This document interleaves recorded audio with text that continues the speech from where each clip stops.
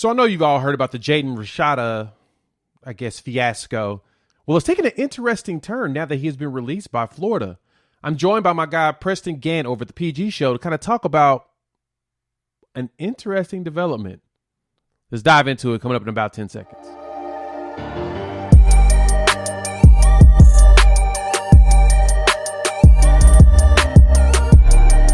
What's good, everybody? It's your boy Jay here with Unfair Sports, where we take a pensive approach to the sports conversation. And in this video, we're going to talk about Jaden Rashada, and maybe he's going to Colorado?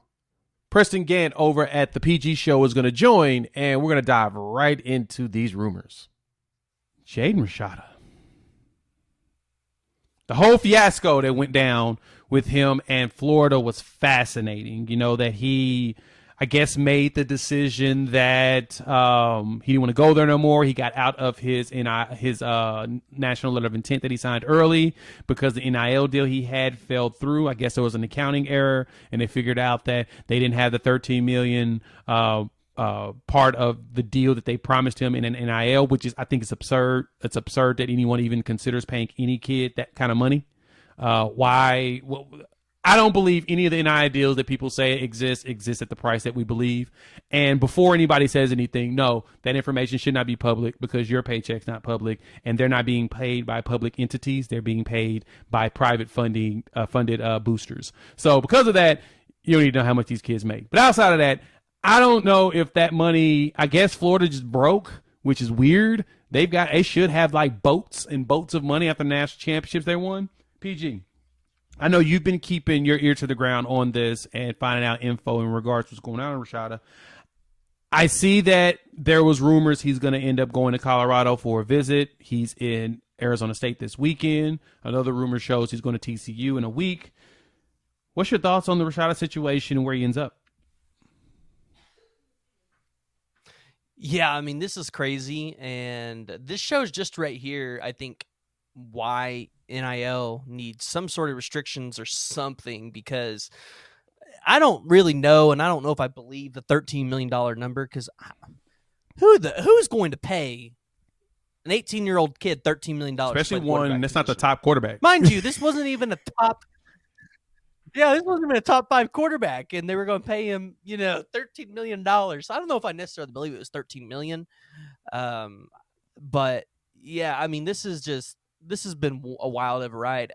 Originally, when you saw Josh Newberg and these guys start dropping the news that Jaden Rashada was going to request to be released from his NLI, for those of you who don't know what that means, it's National Letter of Intent.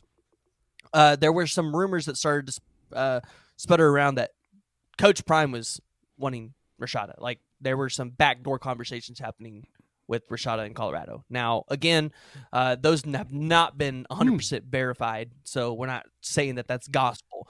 But that is interesting because this is something that we've seen happen with Coach Prime before, where he has flipped elite recruits last minute. And if you're Jaden Rashada, you know that DJ Lagway is coming in 2024. Yep. And DJ Lagway is a very talented quarterback. You know that Shedeur Sanders has pretty much maybe 1 year, maybe 2 if he really wants to stay at Colorado. So your odds of being the starting quarterback at Colorado and winning that position, mind you, where you know you're going to have elite skill players at the wide receiver position because, well, it's Coach Prime, and they're going to be able to recruit those elite players. Why would you not want to go there? And you're going to be closer to home. So, and I believe he committed to Florida before Coach Prime got in that job at Colorado. He was at Miami first. He flipped from them to Florida, signed the National Letter of Intent on the 31st on the early signing day in December, and then got asked out of it like a week later, got out of it this week, and yeah, we're here. Yeah, so, this is something that we talked about earlier, and I even said it in the video that I put out a while ago on his NLI, back on the day that it was originally announced that he would be requesting his release. Oregon was originally in that mix, and Kenny Dillingham is now at Arizona State. So that's an option. He's on a visit there. We've heard of the TCU, which is that is brand new. So that's going to be an interesting situation to watch. They are going to be looking for a new quarterback. with Max Duggan hitting the NFL draft, and I think you've got 1 year left of Chandler Morris out there at TCU, which I don't know if he's necessarily their guy, but yeah, I mean, it's going to be interesting to see how this Rashada stuff turns out, because it really seemed like late into the mix, Miami and Florida were playing the NIL game with each other and dropping major bags. You saw it with Samson Okunawalola. You saw it with, I believe his name was Malik Bryant out there. So, and then Cormani McClain, which he's now at Colorado, but a lot of people had him at Florida originally. Crystal Ball from Lakeland, that's a place that Florida had recruited really well, and then he ended up committing to Miami. So, I think ultimately Miami and Florida, they got into an NIL battle with each other, and that's how all of this originally started. And I think the Miami boosters were smart not to pay Rashada what they thought they would. I mean, if this $13 million thing is real, I mean, of course, that's probably why he left to go to Florida instead of staying in Miami, because they offered him a heck of a lot more money and it was way more intriguing. But at the same time, it's Florida, so you go to Florida, if you play really good, you're going to be on national TV. You're going to get a lot of exposure, and so you can go pro off of that. But like I said, the numbers just sounds absurd. Well, and I also wonder how much. Well, and I also wonder how much the DJ Lagway commitment played into Jaden Rashada. No, I mean, I can totally see that, because Lagway is a. I mean, Oklahoma we were pushing for him. That's the player we wanted. He's a potential transcendent talent if he shows up the way that everyone hopes he does. So no, I totally can see that being a reason. But at the same time, that's kind of one of those. I think that's a indictment, I guess you could say, on the coaching staff of not explaining that we have to have a quarterback every class, because if, knock on wood, you get hurt, what do? We got to have somebody in the stables to keep us winning. At the same time, in a couple of years when you leave, we would like to have an experienced quarterback that can go right out there and play for a year, maybe two, and then go out. Or a guy that just comes out for a year, dominates, and bounces. Every school likes to have that guy in place. And, you've got to have, if anything, you should have a quarterback every year in every class. Just one, at least one quarterback. Now, Alabama does it different. They go out there and get 2 or 3 of them and make them fight for fight for food. So if you want this job, you're just gonna have to go ahead. Here's 2 sticks. There's 3 of you. We'll see who survives, and go from there. Yeah. National Signing Day is going to be interesting. Especially, like I said, especially with Jaden Rashada now announcing that he's open on, because I think he's the highest rated. No, he's not the highest rated player, because you still have Deuce Robinson and Nicholas Harbor as well. So, but he's one of the top rated players available at the moment, and I think one of the only quarterbacks that are available. And when you look at the intangibles that Jaden Rashada has, he definitely has that first round ability to go play at the highest level. When you watch him in the pocket, he makes good decisions. He knows when to get out of the pocket, but he also knows when to stay there, take the pressure, and try to make that throw. The only thing is, he's a little small, right, in terms of muscle mass. So he might need to put on just a little bit more weight. 180, you can make that work. You can put some weight on him.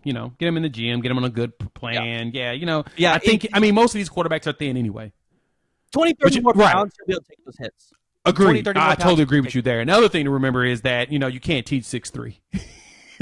So he's at that prototypical height that you want at your quarterbacks. Between 6'2" and 6'6" is really what they want. He's got that. And 100% right. He is the only quarterback that really isn't signed in the top out there. I think number 30 in quarterbacks is Marcus Stokes, and he's still kind of floating around. It looks like Penn State may win him based upon some. But, that is, of course, intriguing to see. Yeah, I mean, and think about the headlines. Yeah, think about the headlines. We talked about this earlier. Think about the headlines if Coach Prime is able to flip Jaden Rashada after his NLI from Miami to Colorado. From Florida. That would be from Miami's Florida. second loss. Yeah, from Florida. Yeah. But he was a Miami commit at one point too, like Cormani McClain. So having a player like that be able to snatch him up too from the jaws of the opposition, my goodness, that is just another.